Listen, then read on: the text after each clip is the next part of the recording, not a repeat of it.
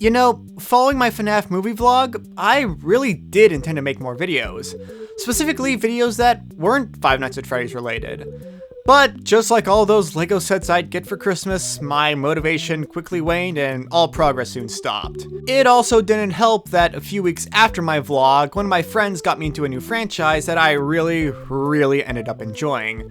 So for the past year-ish, I've been consuming more than I've been creating, as my SCP followers can attest to. And yet, here I am with another FNAF video.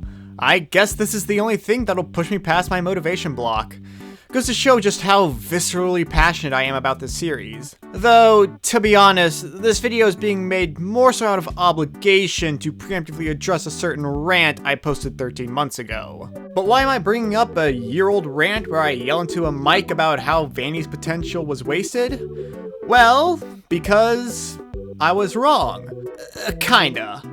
Less so wrong and more off the mark. Not quite a miss, but not a bullseye either. Oh, not about my grievances with the way Vanny's been handled. Oh no, I'm still very justified in my fury over how mistreated she was. No, what I got wrong, or as we'll discuss here soon, what I was mostly wrong about, was who to blame for Vanny's misuse. Now, to my credit, I did call out both Steelwool and Scott in the rant video. However, one look at the video's title should make it apparent who I put most of the blame on. Now, I had my reasons for thinking Steelwool was the primary reason for Vanny's mistreatment, mainly that Security Breach was their game, and Vanny received the bare minimum even outside of a pure story context. However, this feeling was recently proven wrong in the interview between Dawko and Scott. For the two of you who haven't watched it, Scott says this. And I had a specific story for this in mind, okay, for Security Breach, I really did. I had a very specific story in mind, and it is very different than the one that got in the game. And I think a part of that is the way that I conveyed that to Steelwool, because what I was trying to do was I was trying to tell Steelwool to do specific things throughout the game, put specific items in specific places, have specific characters do certain things, meanwhile not telling them what the story plot was. Because in my head, I was thinking, okay, when people find this, they will connect this to this to this, and it will all be revealed. And I thought I could do that without telling Steelwool the story plot. That didn't work out very well because they got all of these pieces and they thought it was their job to connect them in a way that made sense. And so really what you ended up having were the same pieces, but telling completely different stories. And since I was trying to kind of tell a specific story with mine that went a certain direction, they were taking pieces I didn't fully understand and trying to craft a story out of them.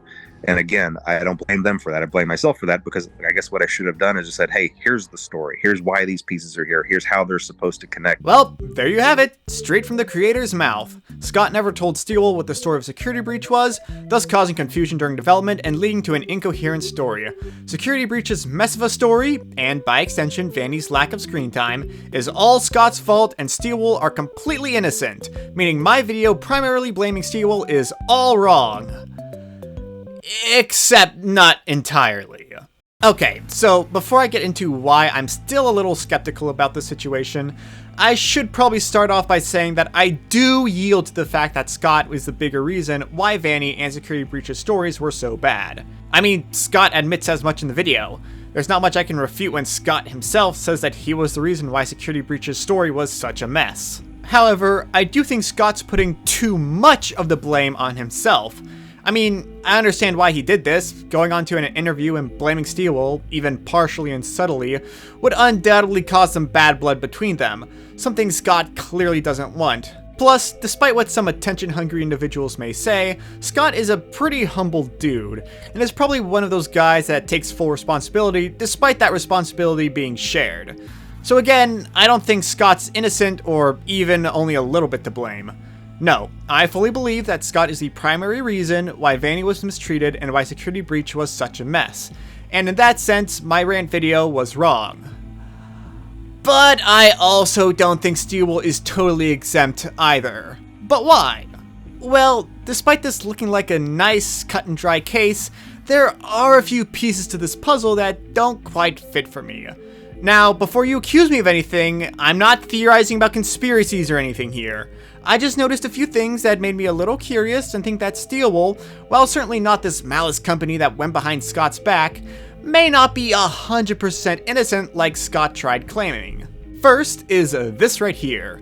For those of you who don't remember, when the first trailer for Security Breach dropped, this thing could be seen off to the side in one of the shots.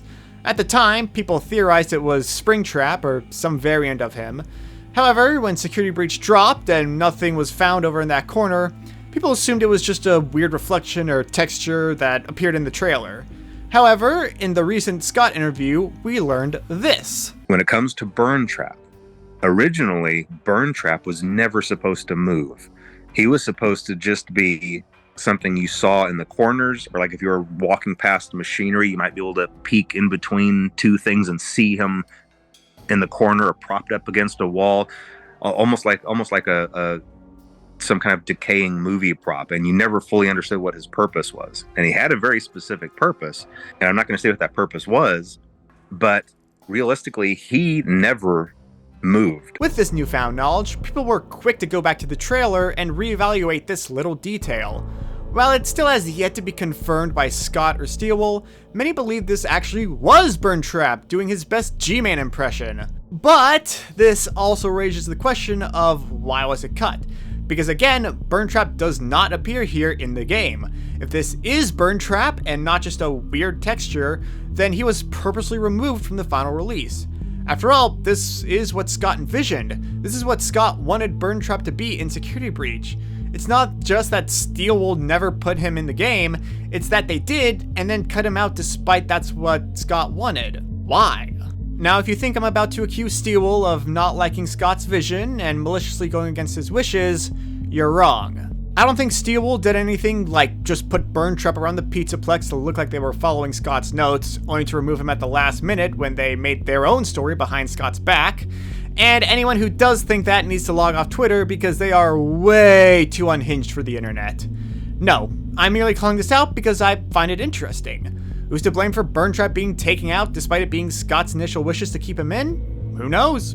Maybe it's Steelwool, maybe Scott came in and changed his mind, or maybe this isn't even Burntrap to begin with and the years of Scott Games teasers have made us all schizos. Again, is G-Man Trap proof Steelwool is guilty? No. It really was just something interesting that I noticed. Now, with that being said, there is something else that doesn't quite fit in with everything. Something that makes me think that Steelwool knew more about Security Breach's story than Scott will admit, and that's the MatPat email. For those of you who don't know, well, I'll just let MatPat explain. Let me tell you a story, a true story. A story about an email I received from a game developer that, for privacy reasons, has to go nameless. But let me assure you that it's someone who works on a game franchise that you're quite familiar with. Anyway, we'd done a theory or two trying to predict the plotline and some early twists for their upcoming game. Out of the blue, I received this email from the CEO of the company asking me if I had a mole on the inside feeding me information. Now, obviously it was a joke, but also not quite a joke. Anyway, I was just ecstatic that we were on the right track. And then the game came out, and it was nothing like our theory had predicted. It also seemed rushed and a bit unpolished, like a lot had been changed in the game last minute. And to quickly solidify that MatPat is indeed talking about Steelwool. And especially compared to the trailer, you're totally right. The trailer was vastly different. And I guess when we did our first theory, I'm like, you're gonna have to decide whether or not you trust Vanessa. And even Steelwool wrote back to me being like, wow, it's like you have a guy on the inside. I have my own Tom at Steelwool Studios. So you can probably guess the argument I'm about to make here. If Steelwool truly knew nothing about the plot of Security Breach, how did they know MatPat got it right? How did they know MatPat's theory predicting Security Breach's story was dead on, so much so that they actually sent an email to him asking if he had a mole, if they themselves didn't know the story? Answer, they couldn't have. If they were as in the dark as people claimed, then MatPat's video wouldn't have meant anything to them, as they themselves wouldn't have known the answers either. And by the way, it was Steelwool that messaged MatPat, not Scott. Not only does MatPat call out Steelwool by name, but he also specifies that it was the CEO of Steelwool, meaning the mysterious figure who reached out to MatPat was none other than Andrew Dayton himself, which means one of two things. Either Andrew was aware of the story and just didn't relay that info to the development team, an option that is very unlikely to have happened, or Steelwool as a whole knew what the story was, or at least knew enough of the story to know that MatPat had gotten it dead on. And that's something that I really want to point out. I have no doubt that Steelwool was not aware of a good bit of the story, that much is obvious. But they still knew some of it. They still knew what Security Breach was going to be, even if they didn't know how it fit into the bigger picture. Otherwise, they wouldn't have known if MatPat was right or not. And because of that, painting Steelwool as this innocent party that didn't know anything about the story isn't quite accurate. Now again, it's also not accurate to try accusing them of maliciously going behind Scott's back. That's not what happened.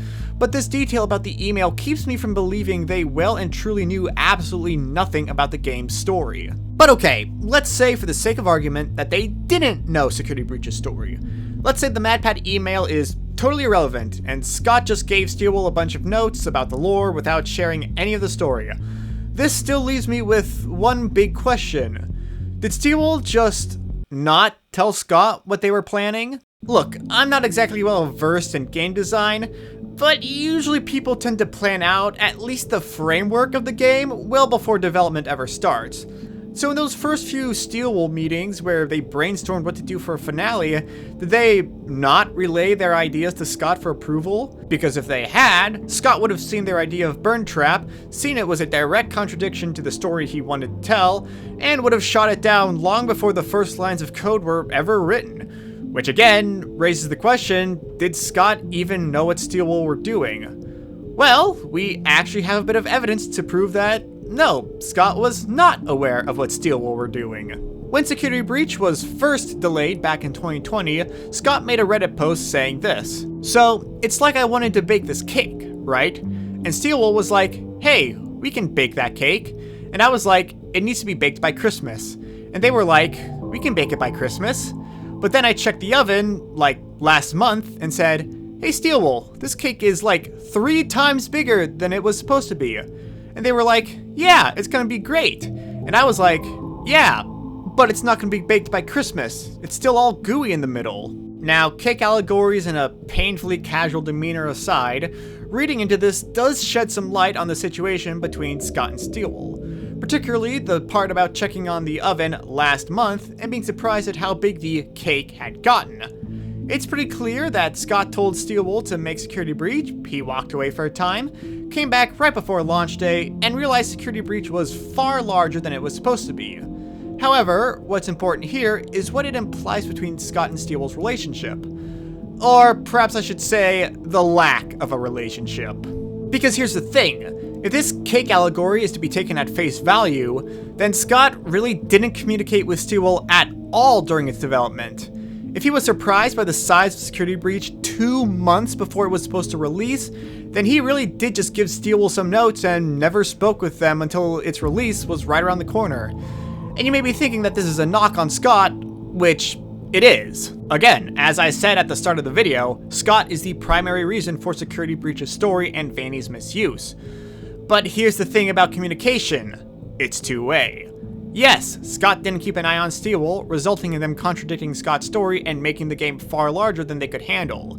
But at the same time, Steelwool clearly never kept Scott updated with Security Breach's progress, nor sought his approval whenever they had new ideas. And sure, reaching out to Scott for every minor change would have been stupid. I don't think Scott needed to be informed whenever someone changed the hue of a ball pit ball. But still, Steelwool never told Scott what they were planning to do with Burntrap, at least until it was too late. And who knows what else in Security Breach this applies to? What other decisions were made without Scott's approval that ended up mucking up the story? Yes, Scott should have been aware of what Steelwool was making, and it's his fault for not asking for updates and only giving them notes rather than the complete story. But even if Steelwool truly knew nothing about Scott's vision for Security Breach, they still should have sought his approval on the connections they made with the various pieces. That didn't work out very well because they got all of these pieces and they thought it was their job to connect them in a way that made sense. And so really what you ended up having were the same pieces, but telling completely different stories.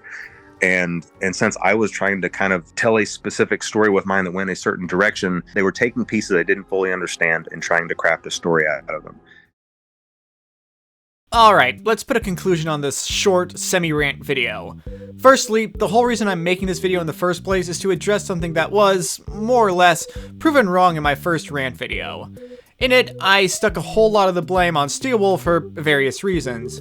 However, in the recent Dawko interview, Scott admits that Security Breach's story, and with that, Vanny's lack of respect, were the result of him withholding the story's plot from Steelwool. And while I'm now willing to admit that 90% of Security Breach's story issues are Scott's fault, I'm not so quick to exempt Steelwool entirely. If this is supposed to be Burntrap, then Scott's vision was followed in earlier builds of the game, but was later cut out. Take from that what you will. The MatPat email proves that Steelwool knew enough about the story to recognize that he had basically nailed the game's plot.